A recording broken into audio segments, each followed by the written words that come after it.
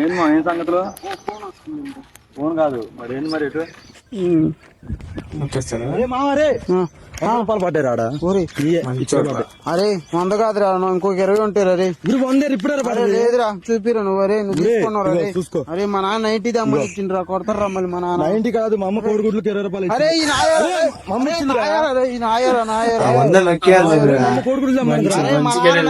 కొత్త బల కొడతారు మళ్ళీ నన్ను. 90 అమ్మ కొత్త బల కొడతారు మళ్ళీ నన్ను. 120 రూపాయలు రా, 120 రూపాయలు, 120 రూపాయలు రా. రే 120 రూపాయలు